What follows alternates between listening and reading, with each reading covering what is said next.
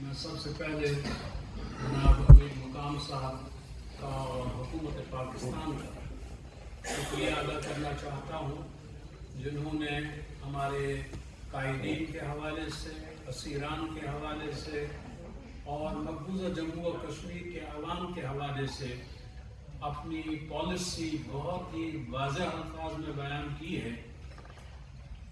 آسیہ اندرابی اور ان کی ساتھیوں کے بارے میں جو فیصلہ سامنے آیا ہے، کشمیری عوام، پاکستانی عوام، آزاد خطے کے لوگ اس کی اس وجہ سے مخالفت کرتے ہیں، مذمت کرتے ہیں، اس کو اس بنیاد پہ مسترد کرتے ہیں کہ جو گراؤنڈز آف ڈیٹینشن انہوں نے دیے تھے اس میں ان کے خلاف چارج یہ تھا کہ انہوں نے ہندوستان کے خلاف جنگ چھیڑی ہے۔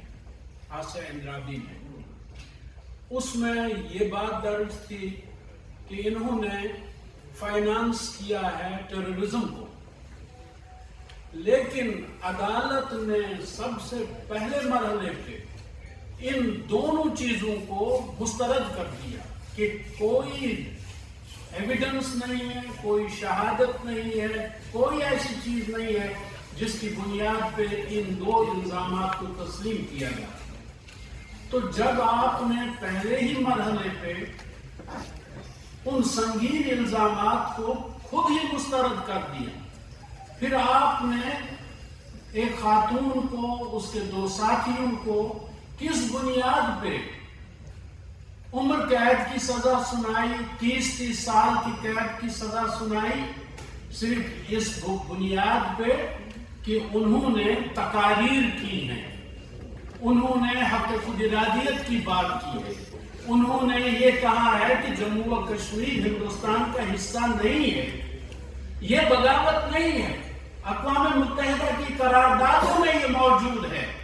ہندوستان نے ان قراردادوں کو تسلیم کیا ہے جس میں یہ درج ہے کہ جموں و کشمیر ابھی کسی کا حصہ نہیں ہے۔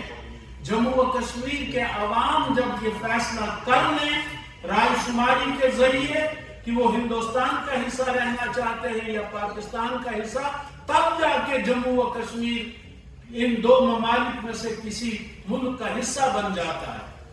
تو اگر آسیہ اندرابی اور فہمیدہ صوفی، ناہیدہ نسرین یہ کہتے ہیں کہ جموں و کشمیر ہندوستان کا حصہ نہیں ہے، تو یہ کوئی جرم نہیں ہے بلکہ یہ ایک حقیقت کا اظہار ہے۔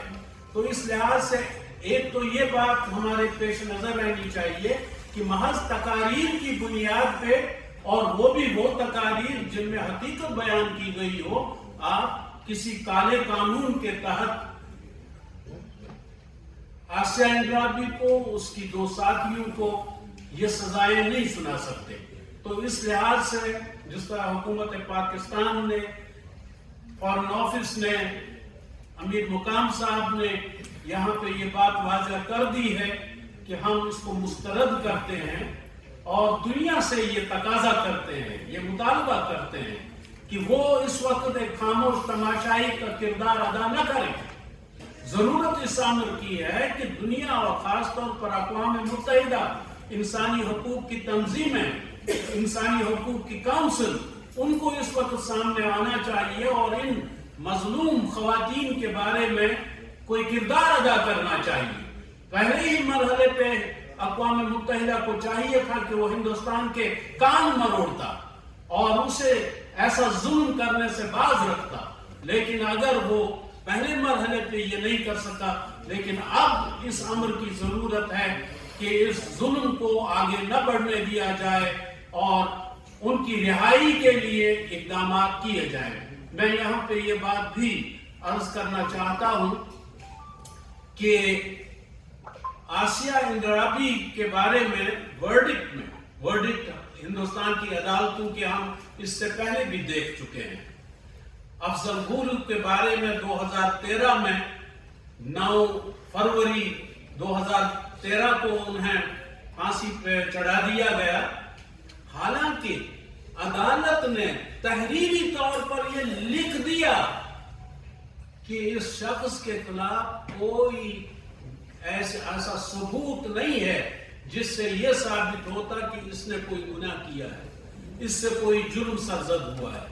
بٹ وہ لکھتے ہیں وہاں پہ کہ جو ہندوستان کے عوام کا مجموعی ضمیر ہے، ان کا کانشنس ہے، اس کو سیٹسفائی کرنے کے لیے، اس کو مطمئن کرنے کے لیے ہم اس شخص کو پھانسی چڑھاتے ہیں.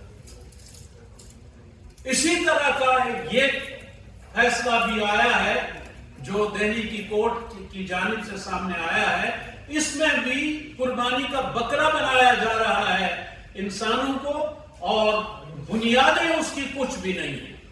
وہ صرف یہ چاہتے ہیں کہ جموں و کشمیر میں حق خود ارادیت کی کوئی آواز بلند نہ ہو. اسی بنیاد پہ انہوں نے سعید علی گیلانی کو ان کے گھر میں شہید کر دیا، صحرائی کو شہید کر دیا، اور یاسین ملک اور شبیر احمد شاہ اور حمید فیاض اور ایاز اکبر، ایک لمبی لسٹ ہے جن کو قتل کرنے کے وہ در پہ ہے تاکہ ہندوستان چین اور آرام کی نیند سو سکے. لیکن اسے معلوم ہونا چاہیے کہ فہمیدہ صوفی نے بڑی کمال کی بات کی عدالت میں. انہوں نے جج صاحب سے کہا کہ مجھے یہ بتائیے، میرا اور آسیہ اندرابی کا جرم ایک ہی ہے جو آپ نے درج کیا ہے، اس کو 3 مرتبہ سزائے عمر قید کیوں اور مجھے 30 سال کی سزا کیوں؟ اگر جرم ہمارا ایک ہی ہے تو پھر سزا بھی ایک ہی ہونی چاہیے تھی. تو یہ امتیاز کیوں؟ اس کے ساتھ ہی ساتھ ہمیں اس پامردی کی، اس نڈر پن کی داد بھی دینی چاہیے جو ان خواتین نے وہاں پہ جس کا مظاہرہ انہوں نے کیا ہے. وہ ڈری نہیں، اور یہی بات ہے کہ ہندوستان کشمیریوں سے خوف کھاتا ہے. اب جو کچھ کسر رہ گئی تھی وہ پاکستان نے نکال دی. اب انڈیا پریشان ہے کہ جس پاکستان کو میں دنیا میں بدنام کرنا چاہتا تھا، وہی پاکستان آج دنیا میں فیصلے کرنے لگا ہے. دنیا اس کی بات سن رہی ہے، ہندوستان کو کوئی پوچھتا بھی نہیں. تو اس لحاظ سے عالمی سطح پہ بھی اس کو رسوائی کا سامنا ہے، اور کشمیر کے محاذ پہ بھی اس کو رسوائی کا سامنا ہے. تو اگر آپ کچھ ایڈ کرنا چاہیں سر.